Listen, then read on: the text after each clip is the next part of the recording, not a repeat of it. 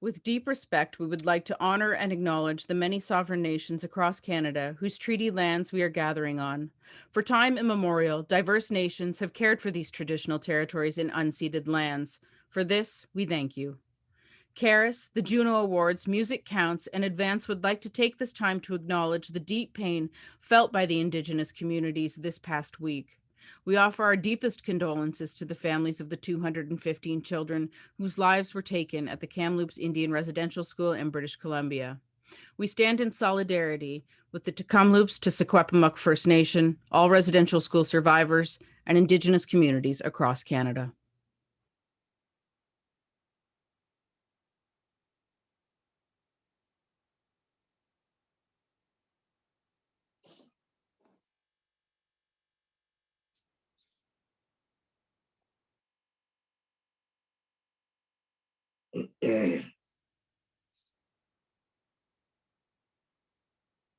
Welcome aboard the advanced JUNO Awards. We're going to be talking about the influence of Black music to the Canadian situation. We're living in Toronto, Canada, and I wanted to give everyone a minute to do a self-introduction and talk about yourself and where where you're coming from, who you work with, and all of that good stuff. And I guess let's start with well, I'm a gentleman, so no, I am a gentleman. I am a gentleman, but let's start with Amoy. Right. So I'm Jamaican. I was born in and raised in Jamaica. Grew up in the church, raised by my grandparents, and so gospel is my base, and reggae music, of course. And my biggest influence on in reggae music was Bob Marley and Peter Tosh and the I Trees for harmonies. And then I migrated to Toronto, Canada, after my grandmother passed when in my teenage years, and I came to Canada, Toronto, to live with my mom. Joined the church there and continued singing in the church choir, and saw people like Julie Black doing their thing. And I recognized, because I've been singing in the choir for forever. So at that point, I realized I could do it. It was a passion of mine, and I could do it professionally, sing people like Julie Black. I decided to do that, dropped out of Seneca College and pursued music and never looked back. And from there, I've worked with people like Michael Bublé singing backgrounds. I've opened for many of the international superstars in reggae music. I've now gotten my fifth. This year was my fifth Juno nomination, and I've opened and worked with people like the Arkells, and so it's been a journey indeed. And I'm looking forward to talking more with everybody. One other question: what church did you come out of? What denomination of the Christian church? Pentecostal. Amen. Hallelujah. Thank you, Jesus. Huh? Hallelujah. Okay. Amen. Hallelujah. Talking in tongues and all of that. Yes. Oh, All yes. right. Yeah. All right. I guess we can go to Billy. Hi, everyone. I'm Billy Newton Davis, and I've been singing all my life. I started in church at 5, singing Precious Lord, Take My Hand in Cleveland, Ohio. And I had dreams of the Broadway stage and was a great admirer of Sammy Davis and Dorothy Dandridge and just all of that stuff. I watched Ed Sullivan, and but the church brought me forward. I later on went on to live in Cleveland and do a lot of great things there. I had a band. Well, before that, I had church, I had a band. Then I went to university. Then Broadway was what I wanted. I got to New York, I did Broadway, and that's kind of how it all started. I came to Toronto in a show called Yubi. And I did it here for like 7 weeks. It was supposed to continue. It didn't. And here I am many, many, many years later, and so happy to be in the company of all these beautiful artists that I'm sitting with today. I've had the opportunity to be around all of them, but I've just had some great opportunities. I really think that Salome Bay is my reason. Loved her to death, worked with her, did most of her pieces with her. And here I am. I won some Juno Awards. I sang with the Nylons. Oh, it goes on because I'm the old guy in the bunch. So, hello, everybody. Thank you for having me. And Akil, how are you doing, sir? Hey everybody, my name's Akil Henry, born and raised in Toronto, Jamaican background. And I'm just like everybody else so far, raised in the church. I've been playing in church since I was like 6 years old, Pentecostal. Amen, hallelujah, Hallelujah. Jesus. Hallelujah.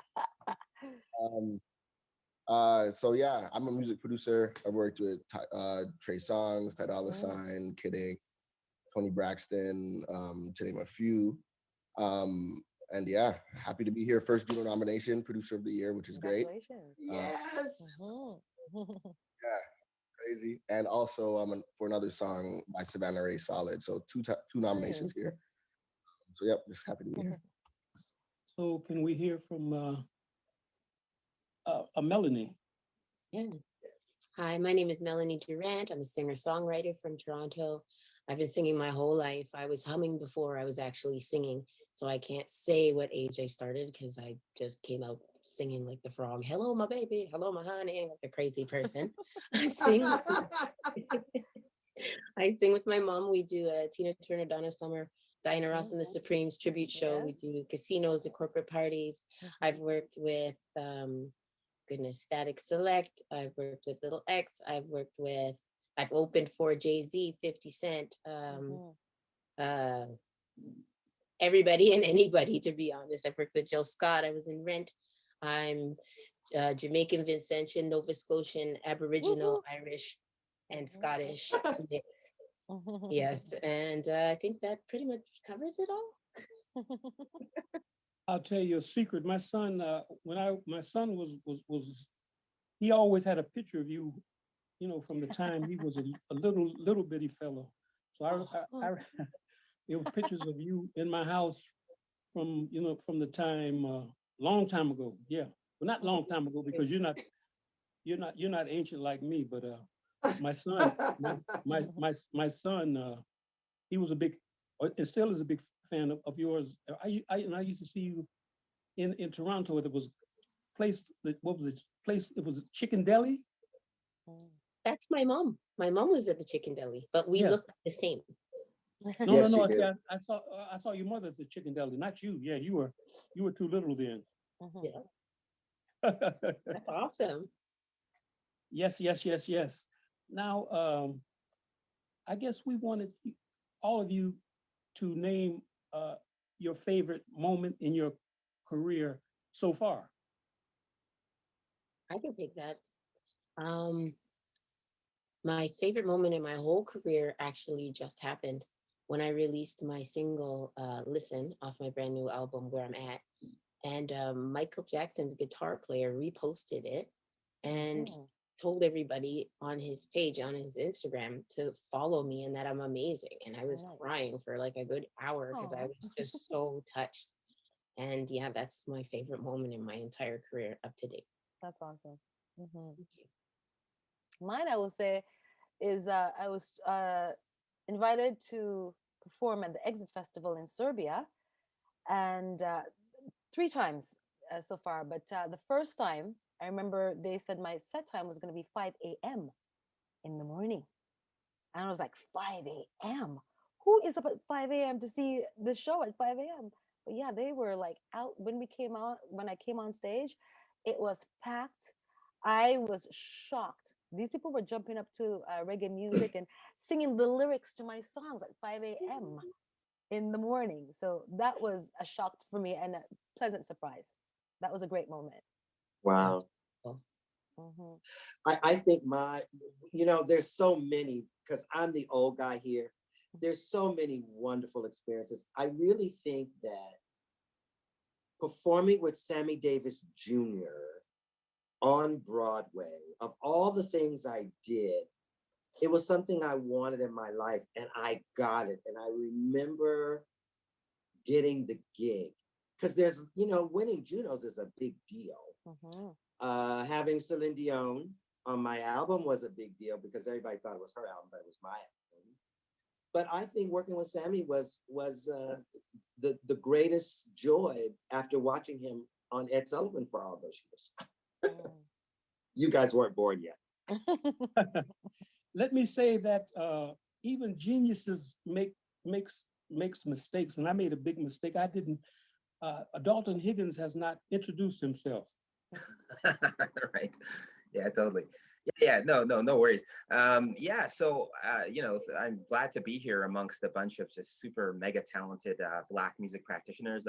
Yeah, I'm essentially the 2-minute version, or I'm a longtime media professional based in Toronto, and who actually some of my earliest introductions engaging media was working on with Otis, Norman Otis Richmond, back at CKLN 88.1 FM. So I'm glad to be here sharing this digital stage with Otis.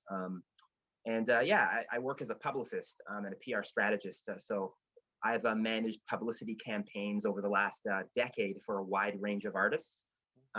Some Grammy Award winners and nominees like, Buju Banton to Aloe Black to A-Track out of LA. I've done some good campaigns with a lot of international rappers and R&B singers like Giggs out of the UK or Snow Allegra. And I've worked with a lot of JUNO Award winners and nominees, people ranging from Jazz Cartier to Cardinal Official, Classified, Alan Raymond. So I've had a pretty good run at it as far as publicity over the last 11 years.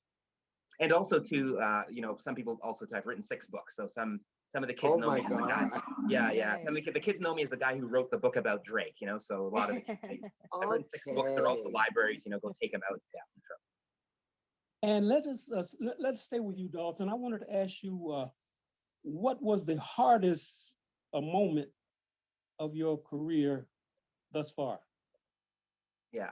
Yeah, the toughest moment might have been, I think, as a media practitioner back in the late 90s, kind of fully recognizing that there's so few, little to no opportunities for really good, sort of Black journalists. There was a crew of us journalists, mostly working in print at the time.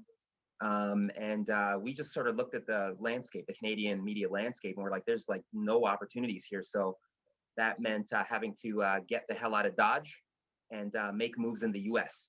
So I started writing for magazines, the Source magazine, which is the Bible of hip hop culture. It's been around forever. Wrote for them for many years. Wrote for Vibe magazine, which is a popular magazine in the US, and just kind of, and also freelancing for a bunch of other, magazines in the US. So I think it was kind of like, that was my wake up call. My epiphany is just like, you're sort of sending out your resume and you're a good writer. You write with great, good art integrity, and you've studied the trade. I studied, I did a book and magazine publishing program here, degree in English literature and that type of thing. So you did the work, you put in the work, but there's just no opportunity. So you kind of had to get the hell out of Dodge. And a lot of musicians I work with, in a PR standpoint, they still have that feeling in 2021 that they got to get the hell out of Dodge to make that money. So that, for me, that would be the hardest, I think, moment. Kind of looking at the Canadian media landscape is very much the same, because even somebody like you, Otis, I'm more shocked and dismayed that you're not working at the Toronto Star, doing work with the CBC, these types of places, because in the community we know you as being a sort of walking encyclopedia of Black music and history. But it's shocking to me, that So that'd be my toughest moment. Yeah. Well, I've been fired by the Toronto Star, the Globe and Mail, and I've written for the Star, the Globe and Mail, and the National Post, a Billboard magazine. But I've been fired many times because of being a proud Black radical. I've never shied away from.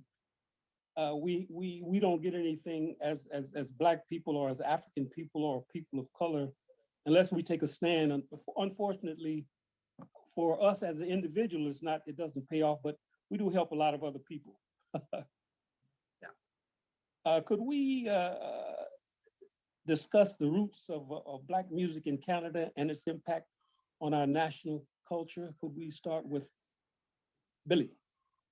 Well, it's really interesting, Otis, because I had an interview with Simone Denny a few days ago, and she said something so beautiful, and it was, we need to lift each other up. We need to lift each other up. And I just sort of got attached to that whole feeling of the support that we have to give each other. There is not one artist in this country that I've not heard basically and that I don't love. Julie Black is so cool, and Divine Brown is so fabulous. And we hear about Drake and we hear about The Weeknd, but we have Amoin, and we have Melanie, and I mean we have the talent. I think my first thing about it is we have to lift each other up, and we have to talk to each other. That's how I see it happening in the beginning, because everything else is marketing, great management, great lawyers, all that stuff is part of it. But I think lifting up is what I want to project and let people know that that's our job to do as artists with each other. Did I answer your question? Go ahead. Did someone say they want to ask me a question, or someone? No, I said, did I answer your question? Yeah. Oh, you answered it. That sounded. You're very articulate. And and what was beautiful, like Dalton, for instance, like I didn't really know what Dalton did, but this is, the Daltons, the Kevin Pennett's, we've got to be able to work with these kids more and lift them up into the journalistic viewpoints of what's going on with us, because we can sing about it and perform about it, but someone's got to tell our stories.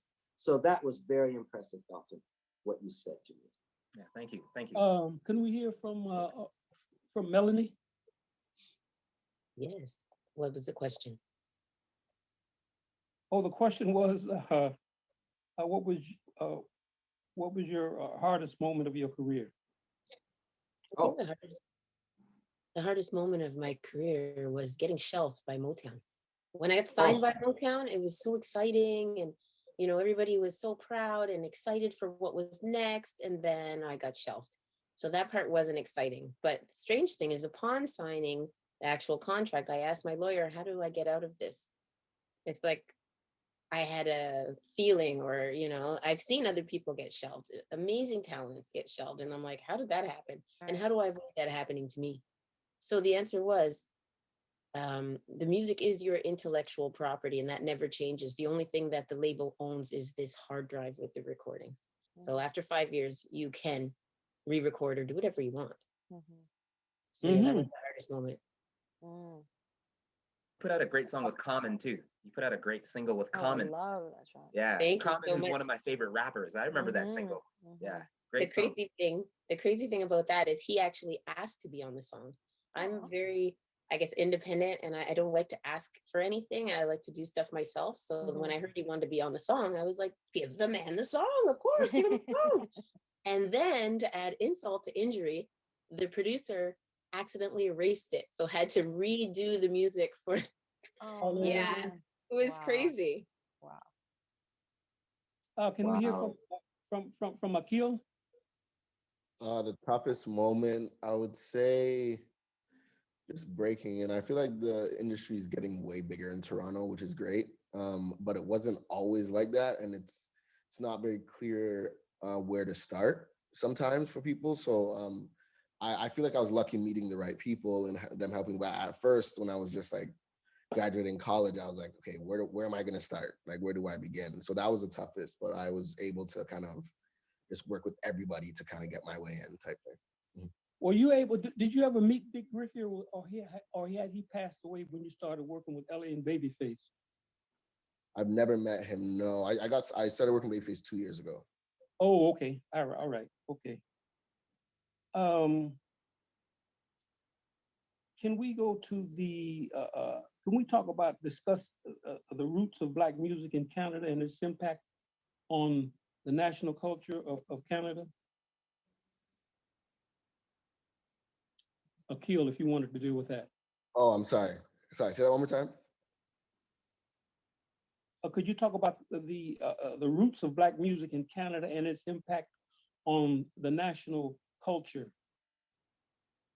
I don't know if I'm the best person to talk about all of this, but I'll try. I feel like Canada, well, Toronto specifically, because I can talk about that. There's so much immigrants, and there's so many people who come from different places and kind of bring their sound here. So I feel like that's at least my experience of what Canadian music is. It's a mixture of the Caribbean, African, and everything else. So yeah, but I'm sure somebody else can answer way deeper than that. Well, Oh, yeah, Billy, go ahead. well, I remember my first Juno, and I was nominated with Glenn Ricketts, and there was another gentleman. His name just escapes my mind. And I had just come from New York, so I wasn't really knowledgeable about the West Indian culture, the Trinidadian culture. But I'm going to tell you guys something. I met this fabulous girl, God rest her soul, and I'll never forget her. I love her with all my heart. Her name was Maxine Rims, and Maxine was in the film business, and she brought me into West Indian culture. And that was when Caravana was on University Avenue. It was when it was really, really real. It just was fascinating to me what I didn't know and what I started hearing. And like the bamboo, just hearing, like there's so many artists. It was a great influence on me so that I could understand, because, I got soul, I'm gospel, my mother and father are Southern roots. So West Indian culture just lifted me. I guess I'm going to use that word again. It lifted me and gave me some knowledge on where I really came from. And I think that that's something that has to be remembered, where we come from. Absolutely. No matter if I'm from Cleveland or this or that, but my roots are some West Indian roots somewhere. And then when I saw that, those churches and that Pentecostal feeling, which the girls were talking about earlier, it all measures up to, wow. I just brought another element of art and song and dance to Toronto, but we are a melting pot of Blackness that is just wild. It's Trinidadian, Jamaican, West Indian, East Indian. I mean, it just goes on and on. So I'm very proud, a very proud member of the community, to be able to sit in that and enjoy that and explore that and really share those moments and those things with people, rather than, just that regular Toronto Queen Street trying to make it thing. We're so big, guys. We're so big. So I could talk all day. I would love to give respect to, places like, for me, when I came up in Toronto, the year that I came up was 94, and you talked about bamboo. That was a place I used to go and get my reggae music feel. And Little Jamaica, people like, Jay Douglas, who was doing reggae music the way that he did. And giving hold to us, the beginnings of getting recognized was Salome Bay, you spoke of, and Liberty Silver getting their first Juno. And, watching those people do their thing and giving me the inspiration. Like I said, Julie Black was one of the biggest inspiration on me, seeing that I can actually go out and do music professionally. So giving respect to those people, because they paved the way for people like me to come out and do what I'm doing. And I would love to see the commercial radio and the mainstream radio give reggae music more respect. You know what I mean? But we're one by one, we'll be kicking down those doors. So I just wanted to it should just be music. We should just be hearing music. Like when I'm hearing Alexa or Siri, like, why isn't that not included? Oh, she's talking in the background. Oh my God, I said her name. But I want to hear more of that. I want to hear more of that. So I will have to connect myself more to that. Yeah, totally. Yeah, I'm a strong proponent of, lifelong learning, and it's a good question. So one of my current obsessions or fixations is, a lot of the clients I work with, they just happen to be, as far as, rappers, R&B singers, electronic-based musics. And many of them are in their 20s, perhaps 30s. But what I try to do is, one of the reasons just from a publicity standpoint, and I work with Ryerson University. It's a new professional music program that's launching in September. And one of the things I want to be doing more of come September and moving forward with this 4-year degree program is having millennials, Gen Xers, Gen Z, that people in their the teens, early 20s, knowing who Salome Bay is, the late Salome Bay, Davis. All these people are referencing Jay Douglas. We have this rich, deep history, in Canada as far as African Canadian music contributions. But what I find is a lot of my rap and R&B and the EDM clients, they have no idea who any of these figures are. So I think it's important that we're sharing these living, breathing histories, with some of the up and comers. And I'm a Gen Xer, so I'm kind of like that bridge generation. So I kind of, the first book I wrote was in 2002 about Much Music and Master T. So what I do is I point when people say, hey, they say I want to know about some Black music histories and Black music and all these things that nobody cares about now. But in that book, which you can take out at the Toronto Public libraries across Canada, it literally lays out these histories, right? So we can know more about Molly Johnson and the Billy Newton Davis. It's all in the book. Exactly. So that's what I do. I point people to the public libraries. Go take out the books, learn more about our history. That's crazy. I was gonna bring up Molly Johnson. The video that I showed her listen, actually, my mom bought that dress from Molly Johnson. She used to work on Queen Street in a clothing shop. And of course, she's a beautiful singer and she's been around a while. But at the time, I was probably about 7 years old. And my mom had said, I like that dress right there. And she's like, oh, sweetie, that'll look so good on you. And then this whole transaction was made. But I wore that dress in my music video. And it's so many years later that I'm like, I can't believe that Molly Johnson sold us this dress. It's just, it was the moment in history. And then I'm reliving it by putting the thing on myself. And yeah, I just had to say that. Molly Johnson is precious. She's a precious. Sorry. Go ahead. I'm saying that we talk about Molly Johnson, but a lot of people don't realize that Alani Johnson, a great blues singer, who went perform with Duke Ellington, lived in Toronto and actually passed here in Toronto. Mark Miller has a book about the great singer Lonnie Johnson, right? That's part of the history of Canada and a part of the history of Toronto, but a lot of people don't know about it. I think. Go ahead.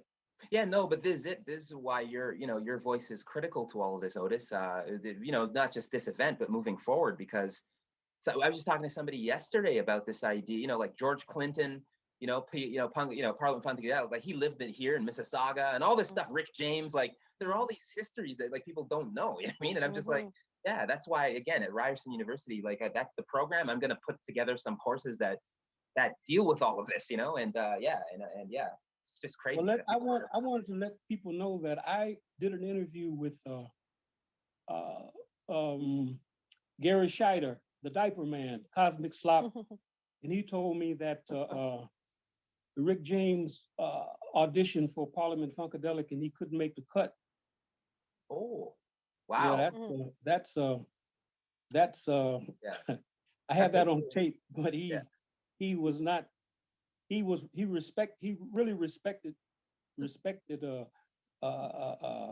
Rick, but he basically said Rick couldn't make the cut, Yeah, Michael Jordan, arguably the greatest basketball player of all time, he got cut from his high school JV team. All right, so that's comparable.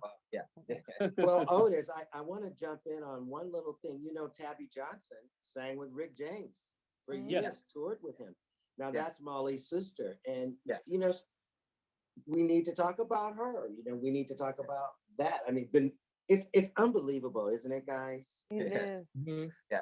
Also with the Tabby Johnson thing too. I don't know. Well, she'll kill me if I say this, but no. But where Rick James, goes, I'm Rick James, bitch. Tabby said that he was talking to her. Oh, really? Like Dave Chappelle, that whole, I'm Rick James, bitch. I mean, pardon the French. But yeah, Tabby was saying that he was Rick James was like talking to her.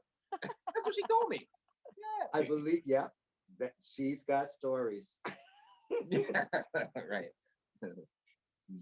And even to talk about people like Oscar Peterson, because you know, looking over some of the history of Canadian Black musicians, if when I saw that because of him, he inspired people like we wouldn't have people like Shania Twain and Alanis Morissette. They were inspired by him because of what he brought into to music and being able to navigate through the white dominance of the music industry that it was back then. So people like him should definitely get respect. Yes, randomly I Yeah, went to high school with his grandson. And I didn't know the kid was really. quiet the whole time, and he said, Melanie, I wanted to know, do you want to see my grandfather in concert? And I was like, your grandfather? Who's your Hmm. grandfather? And he's holding tickets in his hand like this, Melanie.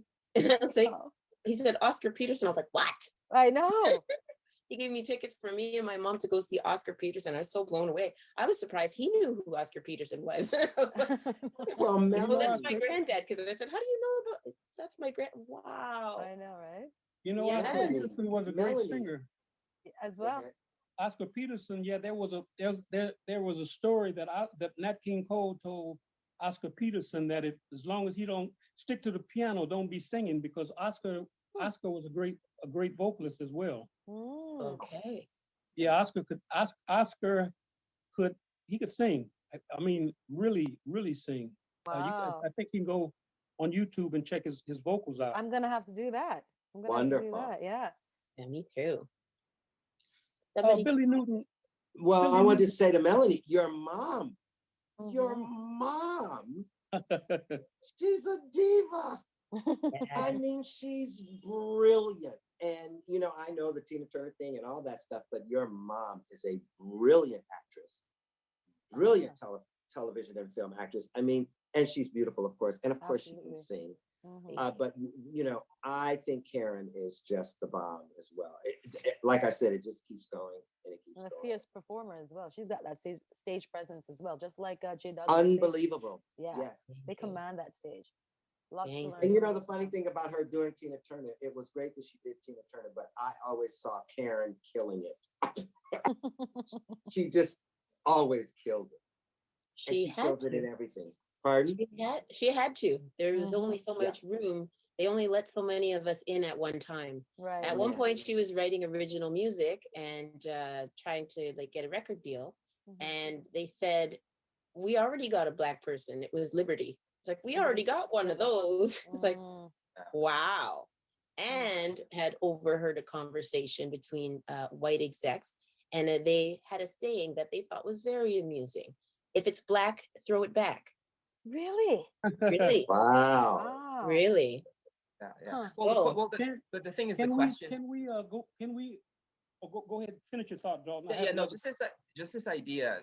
Sorry, Otis, but just this idea of that sort of these token gestures, like we already have one black. So that happens to this day, you know. So Exactly. again, I question Exactly. progress, you know, because I'm, you know, as Exactly. a media practitioner, I go into newsrooms and it's just amazing to me that it's just like, yeah, one black reporter, and then they're Right. celebrated and commemorated one. It's just unbelievable. That's what we do Mhm. in Canada. So it's just Yeah. it's really frustrating. See, because that still Very happens to this frustrating. day. That's Yes, not like very something from the frustrating. 70s or 80s. That's what happens now. Yeah. Absolutely. and if I I may wanted say Billy. I also, wanted Billy to talk about his working with Celine Dion. Mm. Billy Newton Davis, brother You Billy, did. brother Billy, and we lost Billy. It's Mike. Pardon? Like His it's Can you mic hear is me? We muted. want, Oh, there he is. I'm we here. wanted you to talk about your work with Celine Dion. I was on my second album. I was recording in Vancouver with a rocker. Why, I don't know. Anyway, God rest his soul, Brian McLeod. He was great, but you know, well, those things happen. Anyway, I had this Dan Hill song, Can't Live With You, Can't Live Without You. And I had recorded it. I met Dan, who we all know is wonderful. But I went back to Vancouver and I thought, oh, we should make this a duet. And in my mind, I had Regina Bell in my mind. And then for star stuff, I thought Gloria Estefan, but I couldn't get, I wasn't able to get either one of them. And so this guy, Vito, I can't, Lupriani, I think his name was, from Montreal, came out to Vancouver and said, I'm really rushing along here. I have a great singer. You should hear her. And I heard Celine. And I thought, wow, because I wasn't really well versed with, you know, the females in Toronto at that time. And I was still on an American tip. And, but little did we know at that time, you know, they were launching Mariah and they were launching Celine. Anyway, I love Celine. We went to New York, we did the recording, and that's history. I mean, there's a whole bunch behind it. But she came in, she was still in Berlitz. It was her first English song, to my knowledge, that she had ever recorded.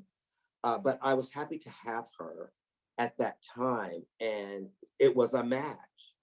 But I'm going to tell you guys, you know, it was tricky as we moved along into the video.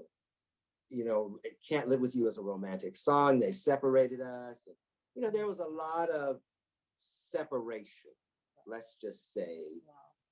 You know, there were things that I kind of picked up on, but I didn't. But I was also kind of, you know, closeted as well. And I was just trying to do something big and make something big happen. I'm a different person today in that sense. You know, I speak my mind, I speak for my people, and I speak for people. And, but my experience with Celine was wonderful. She was very professional. She was 18. And I kick-started her career somehow.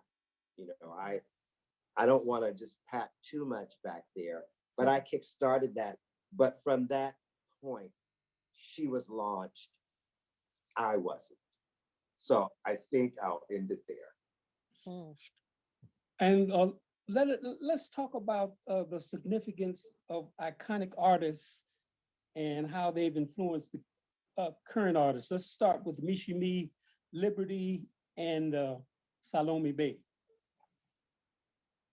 I did With Rainbow me, World, written by, oh, sorry. Go ahead. I did Rainbow World. It was written by Salome Bay. And I went to school with her daughter, Sate. And she was my best friend. And we were in the School of the Arts. And it was one of the first shows that I'd ever done with a script and singing, and it's musical. And Salome actually had a lot of today's talent within that show. She was like grooming the kids, and it was a wonderful experience for me to be part of. So yeah, I just wanted to bring that up. I mean, I could tackle Michie Mee, in that I grew up in a part of Toronto. Yeah, totally. Michie Mee, the you know, Canada's first lady of rap, the first Canadian rap artist to get signed to a major recording contract, first priority Atlantic, and I grew up in a neighborhood. They call it. It's affectionately referred to, I guess, as Little Jamaica. You know, Eglinton and Marley. So I grew up out there, and so I've known Michie because she went to school in the West End of Toronto.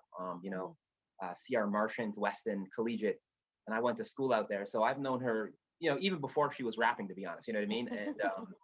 And so what happens is we used to congregate on Eglinton Avenue West. There's a record store out there called Monica's Cosmetics and Beauty Shop. And the family there, who are like family to me, the Lewis clan, Monica and George Lewis and Jr., their son is my friend. That's where some of the first hip hop parties was happening, some of the first hip hop promotions, right? So me as a kid, I grew up when people read about Run DMC. When Run DMC, they did a concert at Bloor subway station. So there was a club in there called Rock and Roll Heavens, inside Bloor subway station. Wow. Where heavy metal bands used to play and all that. And one of the promoters there was the Lewis clan's other son, Derek. Rest in peace. He passed away. So I was helping them carry records back then. You know what I mean? To Run DMC concerts happening in the Bloor subway station. You know what I mean? So, so this is the time again. Michie Mee, she'd been putting out music from going back then, and a lot of the people that grew up around there, some of the early producers, you know, like this guy K-Force, Sean Morrison. He's the guy that coined the term T-Dot. So you know how people say Toronto is a T-Dot? Yeah. Some of my mentors that grew up in the same neighborhood, he lived down the street from me, he's the guy that coined the term. So these are some of Michie Mee's, you know, first producers and all that, right? So so Michie Mee, man, yeah, she's a gem, and she's been doing it, and she's still doing it, and she's a part of the rap tribute as far as the Juno. So look out for that, because I got to work on that. So yeah, look out for her on that. Michie Mee, Canada's first lady rap. Salute, you know. And I just shared the stage with her as well. Just shared the stage with her a couple of days ago on the block, Juno sessions as well. She's always a good supporter as well Yeah, of my sure. music, and she's never afraid to share the stage with up and comers like myself. So, That's right. And She's she very dropped a real. new album. She and our just new dropped album an as album. well, Fire. Yeah, absolutely. I will be buying it today. Hmm. This is going to be the last question because we're going to have to open it. We're going to open it up for the audience. But I wanted to ask Melanie to tell us about the legacy of music in your home and your influences. Karen Durant is your mother. Yes, she is. So, so she sang to me from I was in her womb. You know, singing. You sing to your baby when you're pregnant, as women, right? And when I came out, she was still singing to me, and we were. I was allowed to sing and dance on the furniture, on the table, the coffee table. We came bursting out from the curtains and singing, and then I guess as an adult now we make it. That's our job. That's our show. That's our thing. It's just my childhood displayed for everybody to see. So yeah, obviously I love my mom, and she's always played amazing music for me. Motown, Stevie Wonder, Diana Ross and the Supremes, Aretha Franklin. Geez, the list goes on. Like I can't even name everybody. Temptations, Stevie Wonder, Miracles, all good music. And then started incorporating like rock and roll and stuff in there, like Aerosmith and AC/DC and anything with, Pat Benatar and all of these songs she was performing at clubs, nightclubs and stuff like that, until the nightclub scene kind of went down. They started hiring one guy as a DJ. Actually, before that, the band started just going on the gigs by themselves and being like, give me $5 and free beers. It's like, oh, you guys are just killing the industry. So then she started doing Tina Turner and all that stuff. And then I joined her. Wow. That's what it's been like. I guess we want. Well, I don't guess we're in charge. We're controlling this hour, so we can. We wanted to open it up for questions from the audience. I know that Melanie, Billy, Akil, and Dalton can answer all of these questions about the music industry here and around the globe. Yes. And this is, I think I'm on radio. I started to say, and you're listening to, but you are actually watching. Melanie, Billy, Yes. Akil, Dalton, and the matinee idol himself, Norman Otis Richmond. I don't get any. I don't see any. I guess probably the whole everybody in the audience is probably laughing, but that's cool. We're looking for some. Question one. Okay, we're going with question one. Okay, all right. Let me hit you guys with this. If you were to, could you put the question back up again, Pino? I don't see the okay. If you were to narrow it down to a few iconic Black music creatives, who shaped you guys? Salome Bay, Oscar Peterson. Salami Bay, Liberty Silver. Yes. Liberty So Silver. much. My It's mother Jake true. was Douglas great. again, because I'm Hip in hop reggae, and music. so he's been Frankie Paul, like so many of the Richie Me, Dream Warriors. Maestro Dream Fresh, Warriors. Oh my Yes. gosh. Yes. Maestro. Maestro Fresh West. I Cardinal remember Official watching too. Yeah, one of But the, then, you also, know, Laugh. The Dream Warriors did a song with Marvin Gaye's father-in-law. Mm. Marvin Gaye's father-in-law did I forgot his name, but Dalton, can you help me with Marvin Gaye's father-in-law, the brother? He was a Slim Gay Lad. I'm sorry, Slim Gay Lad. That was I remember he was at a club here and he baked a cake while he was performing, and after his performance, he served the cake. He gave everybody a slice of his cake. Yeah. Yeah, totally. Yeah. Well, and we also don't want to forget, you know, that Washington Savage actually shaped Deborah Cox's career, but it wasn't just Deborah Cox. It was Simone Denny. I don't know Christine's last name, and there was enough Dawn. But Deborah's career was shaped by that dynamic of people. And she is a Canadian girl, and her sister is a Canadian actress. Her name escapes me as Nicole. well. What's her name Nicole. again? Nicole. Yeah, I mean, but Deborah Cox is, she's A major, yeah. she's okay. killer. Yeah. And Yeah. Tamia as well. And Tamia. Yes. Yeah. Tamia, Yeah, is and she even in West the, Coast? yeah, To me, it's from Windsor, right? Mhm, Windsor, Ontario. Yeah, mhm. Oh, even she's from Windsor. Okay. yeah, even in the hip hop realm, what's interesting now is that some of these iconic figures are starting to get recognition. So even with there's a group called Main Source, and so 2/3 of the group, it's two brothers from Scarborough, the Mackenzie brothers, and they put out an album called Breaking Atoms, and it's the first album that you heard Nas. We all know the rapper Nas. He's one of the best rappers Love of Nas. all time. Oh My yes. favorite. And so the first time you heard him, kill some bars on a track called Live at the Barbecue. Mhm. It's on an album called Breaking Atoms, recorded by a group called Main Source. 2/3 of the group, large professor from New York, and then two-thirds of the group is from Toronto. You know what I mean? And that's one of the best rap albums, you know what I mean, like of all time.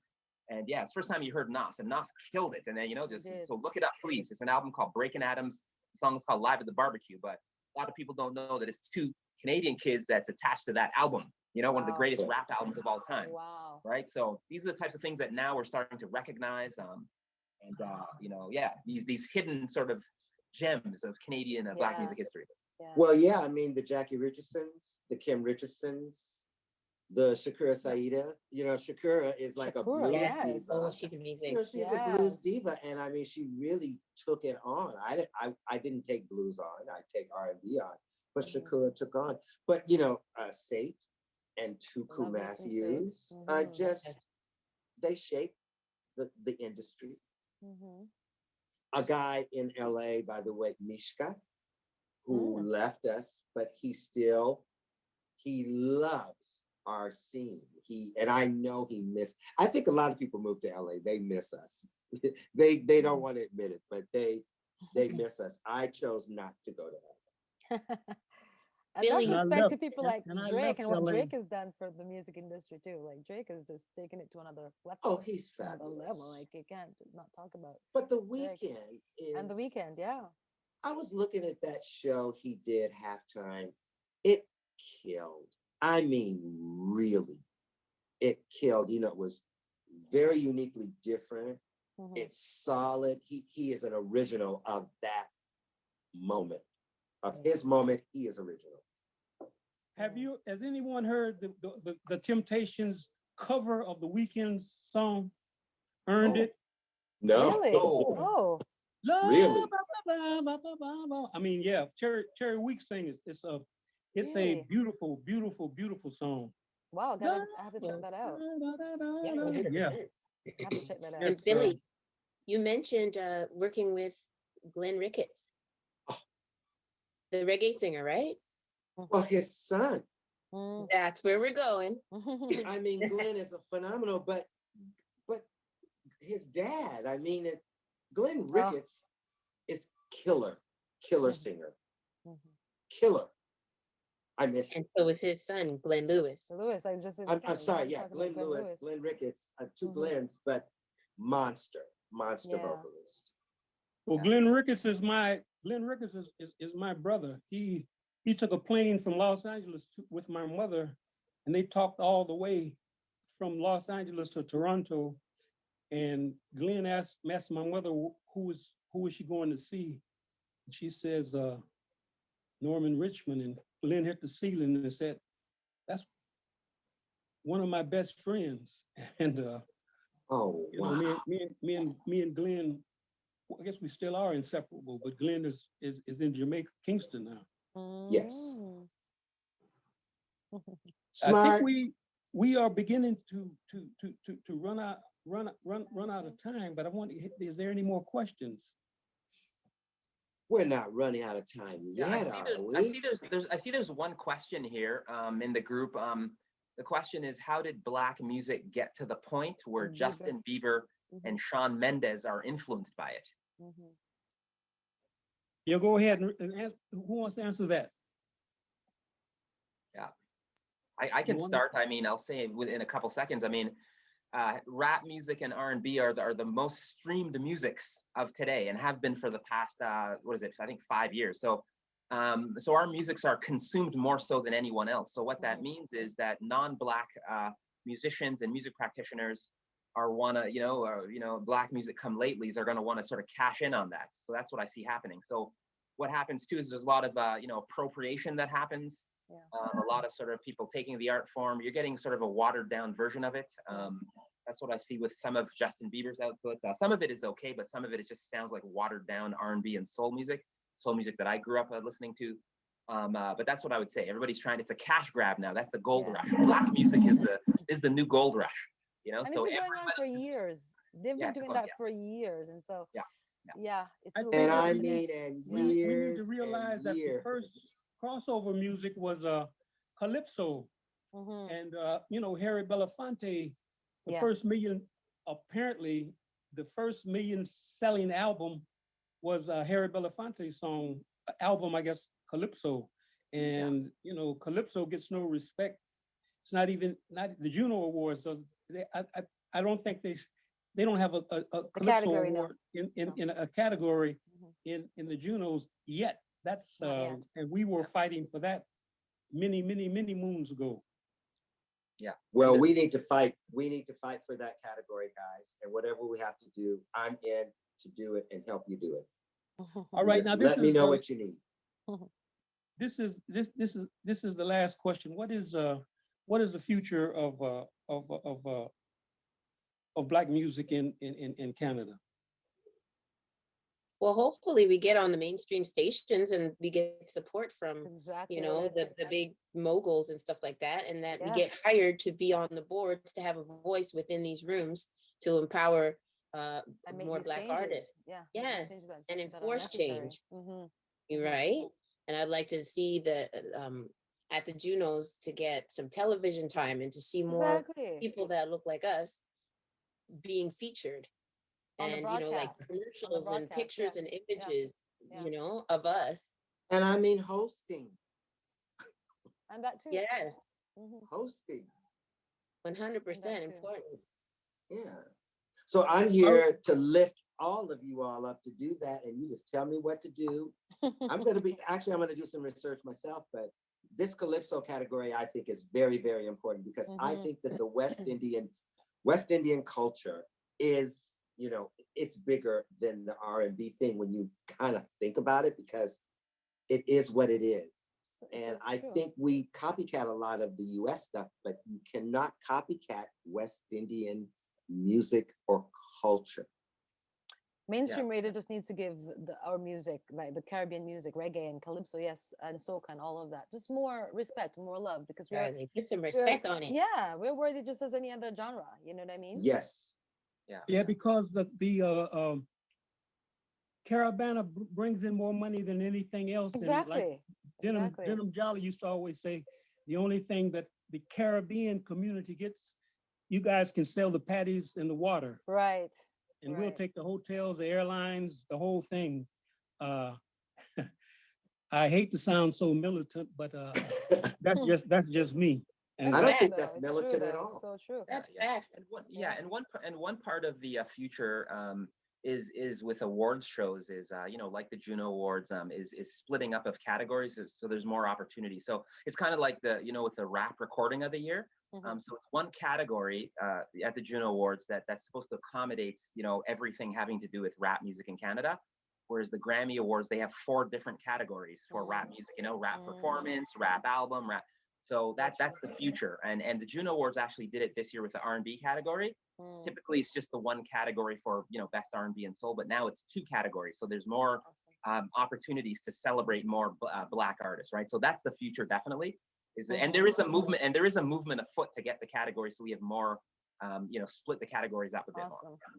All right, now first of all, I would like. Well, this we have come to the end of the road, and I would like to thank everyone for joining Advance and the Juno Awards for this discussion. You can watch the 50th Juno Awards on CBC this Sunday, June 6th at 8 p.m. Eastern Time. And for more information about other Juno events, visit junoowards.ca. And for more information about Advance, visit advancemusic.org. And in the words of the most honorable Marcus Garvey, we will see you in the whirlwind. And take care. Thank you for a great discussion. And I hope people enjoyed it. And we will see everyone. So take care. Thank you guys so much. Thank you.